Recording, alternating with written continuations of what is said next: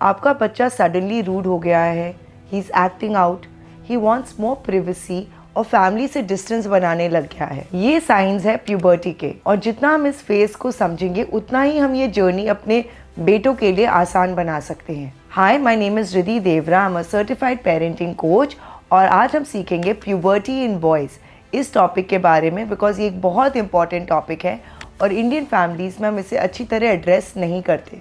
ये एक physical change का टॉपिक नहीं है, बल्कि ये एक इमोशनल, साइकोलॉजिकल और आइडेंटिटी डेवलपमेंट का फेज है। और सबसे ज़्यादा कन्फ्यूजन भी अभी होता है क्योंकि बॉडी के चेंजेस जो है अंदर होते हैं और दिखाई नहीं देते। So watch this video till the end, because मैं आपको बताऊंगी how to support your child through this phase with confidence, clarity and calmness. तो सबसे पहले समझते हैं प्यूबर्टी का सही टाइमिंग।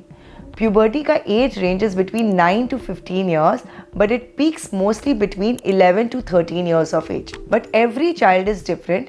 कुछ बच्चे की प्यूबर्टी जो है 9 years में ही हिट हो जाती है, and for some it starts at the age of 14-15. एक इंटरेस्टिंग फैक्ट मैं आपके साथ शेयर करना चाहती हूँ। Over 69% teenage boys lack puberty awareness, and more than 80% teenage boys have no access to proper guidance. तो अगर आपका बच्चा 9 से 15 साल के बीच में है तो ये इन्फॉर्मेशन अपने बच्चे को पास ऑन करना बहुत ही क्रूशियल है। आजकल अर्ली प्यूबर्टी के केसेस बहुत बढ़ गए हैं because of poor lifestyle, junk food and environmental toxins. Problem ये है कि early maturing boys show lot of behavioural changes before children who get puberty on time.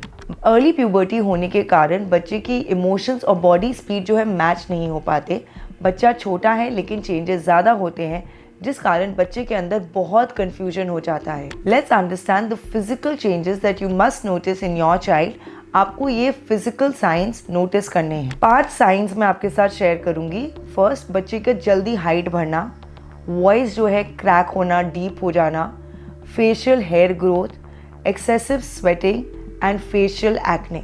ये सारे साइंस है, फिजिकल साइंस है, which will indicate that your child is tending towards puberty.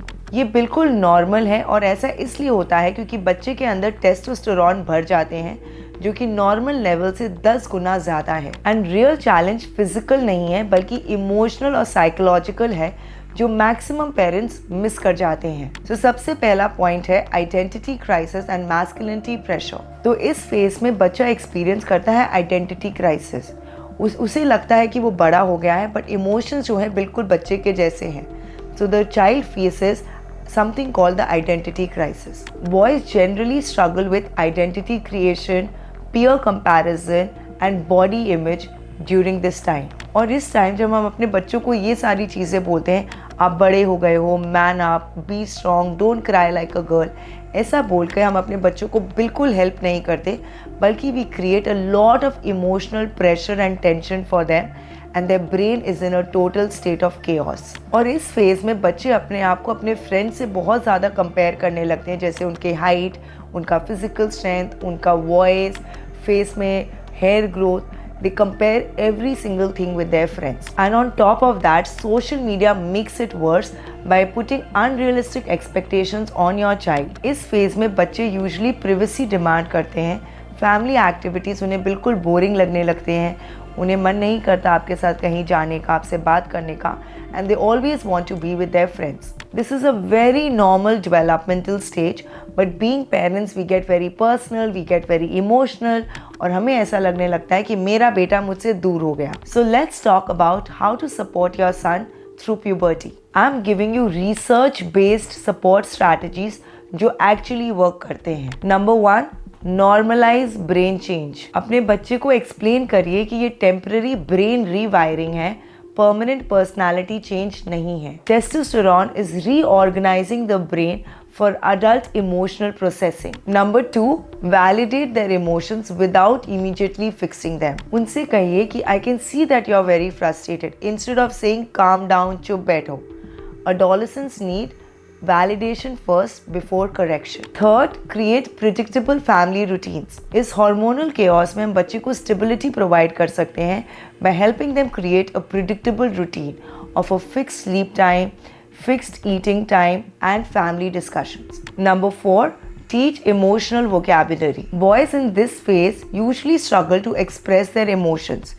अंदर उन्हें दुख हो रहा है लेकिन बाहर उनका गुस्सा दिखाई देता है क्योंकि वो अपने गुस्से को और दुख को डिस्टिंग्विश नहीं कर पाते. So you need to help them identify their real emotions by asking questions like it looks like you are very overwhelmed.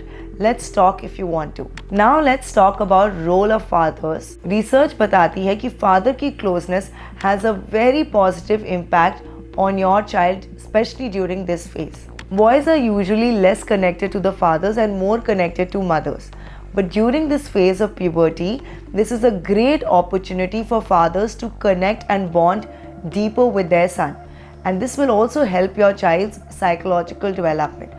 तो ज़रूरी है कि इस फेज़ में fathers are more available for their sons. हमारे इंडियन फादर्स यूजुअली इस phase में बहुत ही ऑकवर्ड हो जाते हैं और उन्हें लगता है ये तो बहुत ही वियर्ड टॉपिक है, इसकी मम्मी को ही हैंडल करने देता हूँ. But during this time of puberty boys are usually looking for a male role model to help them go through this journey. So let me give you a practical tip जहाँ आपको puberty के बारे में कुछ बात नहीं करनी है, बट फादर अपने बच्चे के साथ कुछ शेयर्ड एक्टिविटीज़ कर सकते हैं, जैसे टेनिस खेल सकते हैं या फुटबॉल खेल सकते हैं या ड्राइव पे जा सकते हैं, मूवी पे जा सकते हैं. तो जब वो कुछ एक्टिविटीज़ साथ में करेंगे your child will feel emotionally supported and comforted. Now let's talk about hygiene routine and confidence building. ज़रूरी है कि आप बच्चे के हाइजीन पे फोकस करें. Encourage them to take a shower daily, wash their face and keep it clean so that acne issue is laser.